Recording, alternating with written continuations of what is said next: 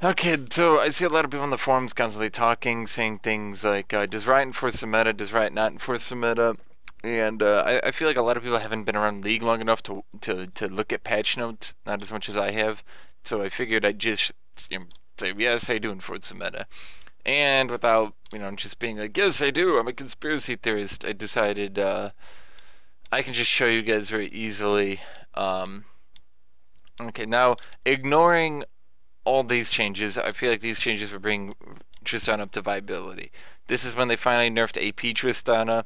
This is back in Season 2. They've now said before this patch, Tristana is the most balanced AD carry. We're going to balance all the AD carries around Tristana. They said that. Um, so what do they do? Now you have to remember in a competitive setting, I can just open up Paint and show you guys because it's easiest way. If you look at it as spectrum, and this is balanced. Okay, so this is balanced, this is OP, and this is underpowered.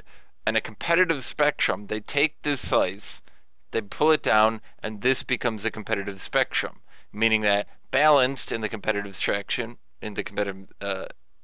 actually becomes underpowered, overpowered remains overpowered, and slightly overpowered or really strong becomes the new balanced. So if you have a balanced champion in the competitive spectrum, they become underpowered because all they're going to do is fight against really high powered champions or overpowered champions.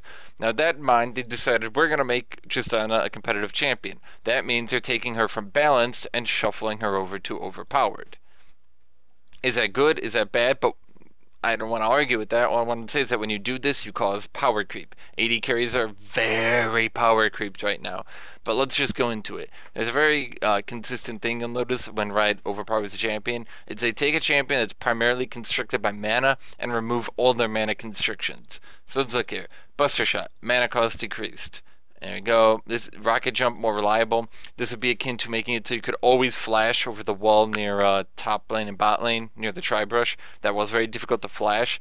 Likewise, it was very difficult to rocket jump some of the longer walls and some of the shorter walls. Even they made it more reliable. That's a buff. Explosive shot. They made it have more range the more you leveled up. This is a big thing. It meant that effectively, as she continued to level up, explosive shot would actually scale with her and she could use it as an offensive ability.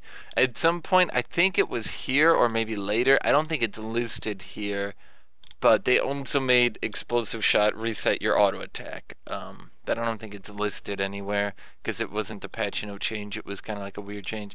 So these changes were big. This wasn't a buff, this is when they changed the movement speed. So they buff her there. Now remember, they said she was the most balanced champion before doing this, and now they've done large buffs here. Those were large buffs. Now they've increased its damage at high rank, and they've reduced her mana costs even further. Now they've given her more attack speed per level. This was a very large buff. Now they've completely removed the mana cost on rapid fire. It's gone from 80 to 0. 80 to 0. In addition to her ult going from 140 to 0, in addition to, and look up here, rocket jump going to 60 from 80. This is a champion primarily constricted by mana, who now no longer, do you even remember that you have mana when you're playing Tristana? In addition, Buster Shot, you can actually see, where was it? Yeah, here we go. Okay, so draw bead, Buster Shot now gets more range the more she levels. This is a big change because,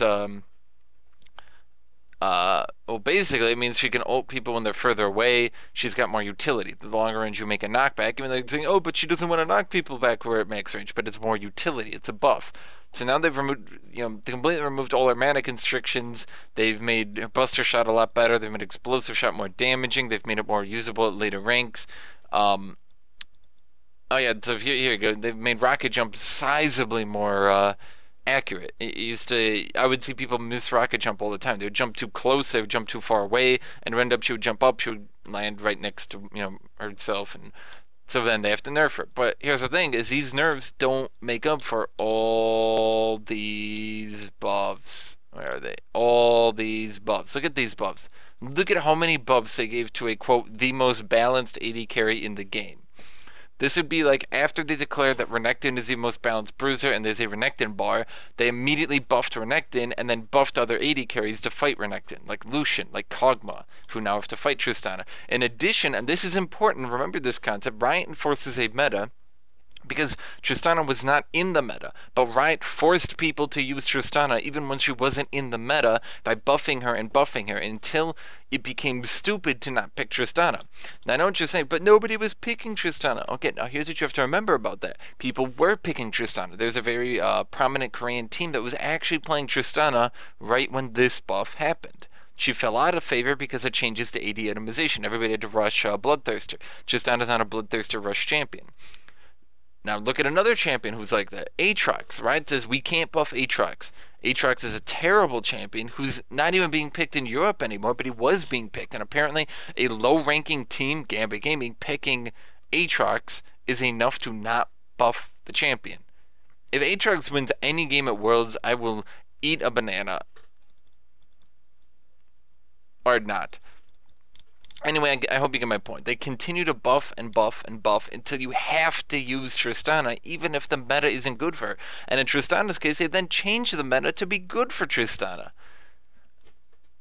You know, it boggles, and people go and people see this and they say, no, Riot doesn't change the meta. But now you're gonna say, whoa, this is one champion. Clearly, they wouldn't have a habit of doing this to every champion. Oh wait, they did it to Annie too. Oh, what's that, Annie? Oh yeah, let's look here. Okay, so here's the first thing. Let's see when the last nerfs were. Here were the last nerfs. They nerfed Annie here. Okay, but you have to remember, they then turned around, and this is what? This is a long time ago. This was 16. Is it 16? Yeah, 16 patches later. They say let's give Annie a small buff. See if people play.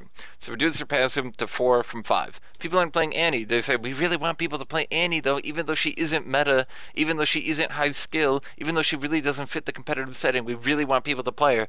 So then now this has gone down to 4 from 5, and then they reduced Molten Shield's cooldown, reduced its mana cost, reduced everything about it, and then they reduced the mana cost. Remember when I said this would be a very consistent thing? Riot taking champions constricted by mana and removing their mana constrictions. This is a buff to Tibbers. This was a buff to movement speed. Everybody got that. Base health, very important. Here's Molten Shield going down, and cooldown used to be 30 seconds. Now it's 10 seconds. Used to use 5 spells to charge your passive. Now it needs 4. 5 to 4, 30 to 10. These are large buffs. Mana cost reduced again. This is a core concept. She used to be restricted by mana, no longer restricted by mana. Buffs to Tibbers, cooldown reduction on Tibbers. But this is when they finally decided they have to nerf her. Why? Well, maybe because they spent the entire fucking... Look at all these buffs, dude. Look at all these buffs. And you can see... that wasn't even enough. These were old some nerfs, but this is when they realized she was overpowered. So you look at all these buffs. Annie did not fit the meta. Annie was not good for the meta. Annie was not good for the competitive scene. What did Riot do to make up for it? They buffed her, and buffed her, and buffed her, and buffed her, and buffed her, and buffed her, and buffed her, and buffed her, and buffed her. Until, finally, Annie's on every support. Everybody's picking support Annie. Can't get away from support Annie. You have to play support Annie. Why?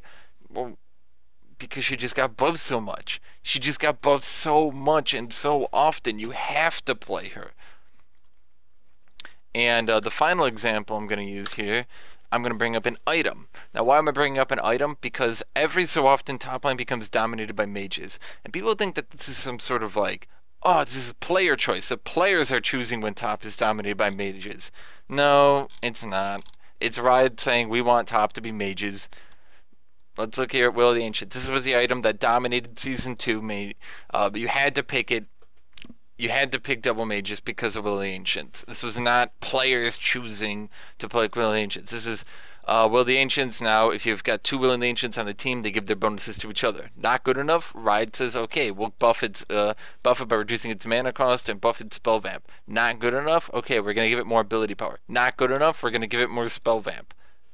Finally, and remember, look at the difference here. Look at that difference. These are 18 patches. At that patch rate, 36 weeks. 36 weeks, dude. Think about that for a second. 36 weeks of top lane being dominated by mages. 9 months. People often forget about that. People often forget there are huge lengths of time when top is dominated by mages. I would actually say that if you looked at the entire period of time, that mages probably dominate top about the same time as bruisers, and not because of player choice, because Riot nerfs them, or nerfs them, by them I mean bruisers, and then just forces mages on you. They force you to have to pick mages. So 18 months, and then you have to remember here is it took another 6 patches, 10 and a half months. Top was dominated. 10 and a half months. And this was not because of player choice. This was because Riot just continued to buff things until people were playing the game the way they wanted it to be played. And I guess that's really the thing about this video is I'm not arguing. Well, I am arguing for it, but I'm arguing by showing you. I'm just showing you. Am I not like I'm just showing you this is what they do. This is consistent Riot here, you know? So I mean that's the point of the video. Yes, Riot does dictate the meta. Yes, they do force things on you. If you want to look at another example, although it's not as good an example, I can show you. Here's Syndra. Riot wants Syndra to be a meta champion. They do. They want her to be a meta champion. They don't want players to choose her. They don't want players to say, this unique champion, I want to choose them. No, they want to say, you will pick Riot, or you will pick Syndra because we will continue to buff her until you pick her. So see here, she comes out, they give her massive buffs. Huge buff, huge buff, huge buff, huge buff. They turn around, yeah, huge buff. I forgot about that change actually. Huge buff, huge buff. This meant you could press QR, this buff here. So this meant that spell shields were pretty much useless against her. This meant that you could press QR, get another sphere. Blah, blah, blah, blah, blah. Buff here, I mean, that's basically lowered cast time. That's actually a huge buff. This just moves me. Another huge buff. Another huge buff. They turn around. Oh, is nobody playing Syndra? Another huge buff. Oh, is nobody playing Syndra? Another huge buff. Oh, is nobody playing Syndra? Oh, I guess people are playing Syndra. We can stop giving her huge buffs. And it's like... Actually, no, this was a Tristana. Okay, anyway, you get my point. Huge buff. Another huge buff. Another huge buff. Another huge buff. And this was huge. It's just like they will continue to buff Syndra until people are playing Syndra competitively. They will. They will do it forever. People start to play her, so they stop buffing her. But that's just how Riot works. Riot wants a champion to be played competitively. Even look at Yasuo. People forget this. I typed Yasuo P. People forget this small fact about Yasuo. And by small fact, I mean what pushed him into being such a huge competitive champion. I can actually narrow it down to one exact change. Wow, this is a lot of background. Look right here. Right here. Yasuo gets released. Now remember, this is a long time later. This is what?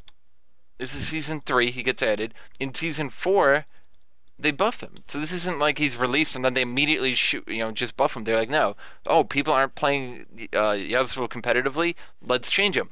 Would he have been used competitively even if they hadn't done this? Likely. But they still do it anyway. Okay, so now I'm going to tell you why this buff was huge. This was a nerf, but really not that big a nerf. Okay, why is this a big, huge buff, really? Because it means that when he ults, he always has his shield. What would constantly happen is he would get harassed, or he would lose his shield, or in the middle of a fight, they would drop his shield. This meant immediately, boom, his shield is refreshed. This change here meant that he could Q you, ult, then Q you. Without this change, you and him both got out of his ultimate at the exact same time. So let's say I'm playing Vladimir, or let's say I'm playing, a champion like Fizz. I ult you, Fizz just jumps, my Q misses. Vladimir pools, my Q misses. This change here meant that my Q would always follow my ult, always hit. So now you're getting max shield, and now you always get to Q them. These two changes here are a lot bigger than people want to admit. They took a champion that likely would have been played competitively even without these changes and said, we want Yasuo to be a competitive champion, and they buffed the shit out of him to ensure he would be. It's just shit like that, and this is a consistent Riot strategy. They have a list of champions that they want to be played competitively, and they buff them. Now look at another champion. Okay, now let's look at Darius. Darius is a champion that Riot came out and they said Darius is a champion who is consistent against melee and range. Darius might have lanes that he shuts down, but so does every champion. Aurelia, for example, completely. There's nothing you can do with Kha'Zix. Once Aurelia gets level 2, she can full health combo you if you're playing Kha'Zix. So it's not like there are champions out there. It's not like every meta champion is all fair. No, lots of meta champions are actually unfair. Have you ever tried to play against Maokai using most melee? It can't be done. It's kind of like fighting a Darius. He just outtrades you, and there's just nothing you can do about it. Okay? Now, this is a champion, so ignoring this, he was legitimately overpowered in release, so they nerfed Hemorrhage. This is a champion. Riot said that Darius was fair against most champions. His win rate was actually fair. He could lane against range, he could lane against melee. He was actually one of the most fair champions in the game. They did not like Darius being played competitively. So this is when they buffed movement speed. So we're already into Season 3 here.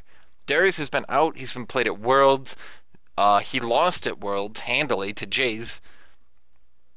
And then what do? They turn around and they fuck his ultimate. They just fuck it. Look at this. Look at the fuck, dude. And then they turn around and this is a champion.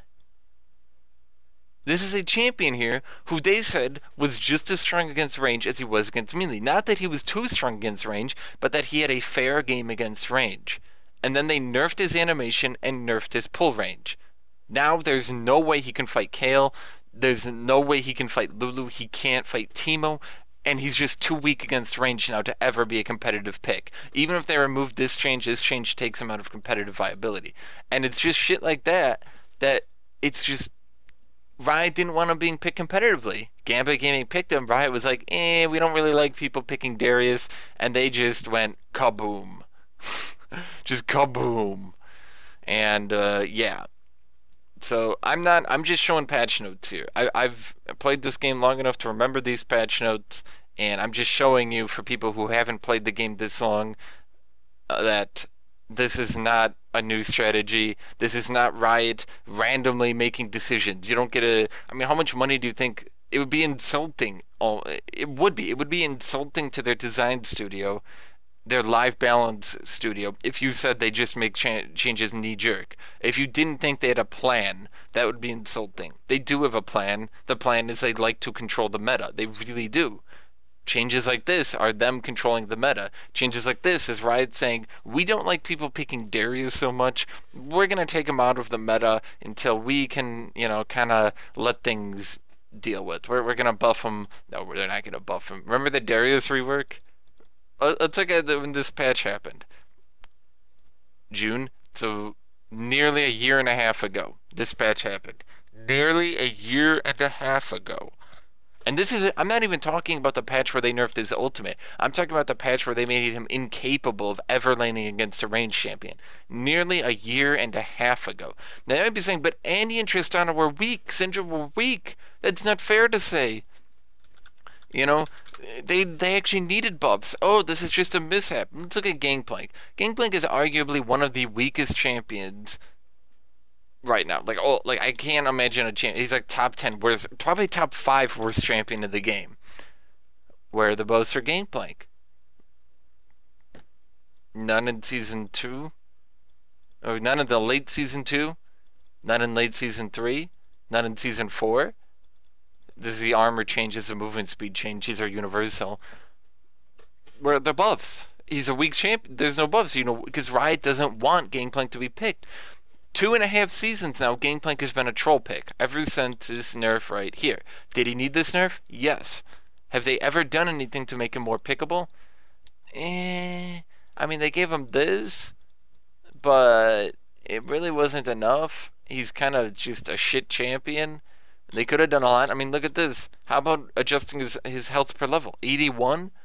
That's range carry. Is he a range carry? Apparently. You look at his attack speed. You look at his attack damage. Well, technically, if he's a range carry, he'd have more attack speed. You look at his attack damage. You look at his health. You look at his armor. And you think, oh, this must be a range carry. No, he's a melee champion. And so I hope this just gets across. Yes, Riot does control the meta. Yes, they do make intelligent decisions. Yes, they do like a certain subset of champions being picked. The reason we haven't gotten more bans is because even despite our champion pool like doubling since season one, we haven't gotten more meta viable champions. The amount of meta viable champions has stayed the same. You know, let's just look at it this way. Um, in season one, let's say I don't know, half the champions. So like from here to here, these champions were meta viable. In season four, it's still the same amount. It's still, the exact same amount of champions are meta viable. It's just all these champions are unviable now, whereas it used to be only these champions.